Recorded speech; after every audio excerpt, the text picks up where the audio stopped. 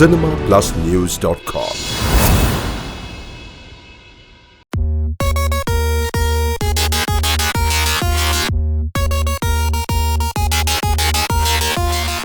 ಎಲ್ಲ cinemaplusnews.com viewers-க்கு வணக்கம். I'm Mansa Radhakrishnan. Sandikudra is my first Tamil movie, and Sandikudra பத்தி சொல்லணும்னா it's a complete entertainer. It is a little bit of everything, comedy, romance, suspense, thriller எல்லாமே இருக்கு. So நீங்க ஃபேமிலியோட போனேன்னா you like definitely enjoy our movie. இதோட songs பத்தி சொல்லணும்னா it is an item song, ஒரு மெலடி சாங் இருக்கு, அதுக்கப்புறம் ஒரு கொஞ்சம் ஃபாஸ்ட் நம்பர் இருக்கு. ஸோ எல்லா வியூவர்ஸ்க்கும் லைக் பண்ணுற மாதிரி சாய்ஸஸில் பண்ணியிருக்காங்க. என் கேரக்டரை பற்றி சொல்லணுன்னா, my character's name is Keerthi.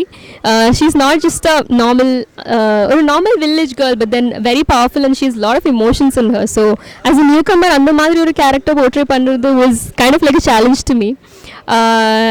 Our director Anbu sir was like very supportive and equally hardworking and brilliant. So in the மாதிரி ஒரு team கூட பண்ண முடிஞ்சது is like I should be like really fortunate to get all this.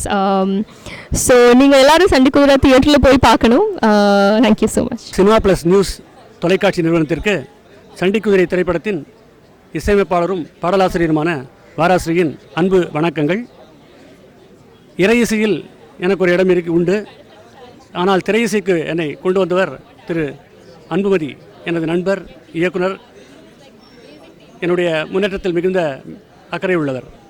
இந்த படத்திற்கான 6 பாடல்களும் திரு கிருஷ்ணராஜ், திரு முகேஷ், திரு அனந்து, திரு we Prasanna, Saindhavi Prakash, Priya Hemesh மற்றும் சுஜித்ரா பாலு ஆகியோர்கள் பாடி கௌரவப்படுத்தி இருக்கிறார்கள்.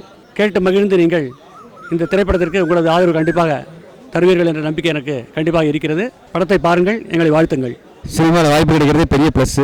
சினிமா ப்ளஸ்லேயே எனக்கு பேச வாய்ப்பு கிடைச்சிருக்கு. அப்புறம் வேறு என்ன வேணும் சொல்லுங்கள். நான் ராஜ்கமல் சண்டிகுதிரை அப்படிங்கிற படத்தோட கதாநாயகன்லாம் சொல்லக்கூடாது, கதை நாயகன். ஏன்னா அந்த படத்தில் ஒரு கேரக்டர், ஹீரோங்கிற கேரக்டருக்கு நான் சூட்டபுளாக இருப்பேன் அப்படின்னு சொல்லி இயக்குனர் எனக்கு இந்த வாய்ப்பு கொடுத்துருக்காரு.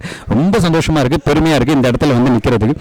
சண்டிகுதிரையை பற்றி சொல்லணும் அப்படின்னா ஒரு பக்காவான ஒரு கிராமத்து படம். அதாவது கிராமத்தில் செல்ஃபோன் யூஸ் பண்ணுறாங்க. செல்ஃபோன் யூஸ் பண்ணுறதால என்னென்ன பிரச்சனைகள் வருது, செல்ஃபோன் யூஸ் பண்ணால் என்ன பிரச்சனை வரும், கால் வரும், கால் போகும் அப்படின்னு தான் நினைக்கிறீங்க. இல்லவே இல்லை, அதில் ஒரு பெரிய பஞ்சாயத்து வந்துச்சு. அதுதான் இந்த படத்தோட ஒரு ஒன்லைன். இதுக்கு மேலே கதையை சொன்னால் ஹீரோ மாற்றிடுவாங்க, அதனால் வேண்டாம். அடுத்த மேட்டருக்கு வருவோம். ஸோ இந்த படத்தோட டெக்னீஷியன்ஸ் பற்றி சொன்னோன்னா, பாடல்கள் எழுதி இசையமைச்சிருக்காரு திரு வாராஸ்ரீ. நமச்சிவாயன் டெய்லி காலையில் வீட்டில் கேட்போம்ல, அந்த பாட்டுக்கு இசையமைச்சவர் தான். அதனால் பாடல்கள்லாம் பக்தி பாடல் மாதிரி இருக்குமோ நினைக்காதீங்க, பக்கா கமர்ஷியலாக சூப்பராக என்ஜாய் பண்ணுற மாதிரி இருக்கும்.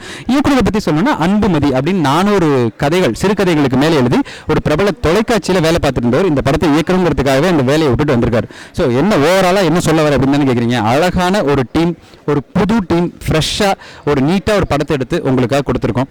நீங்கள் பாருங்கள், எங்களை வாழ்த்துங்க.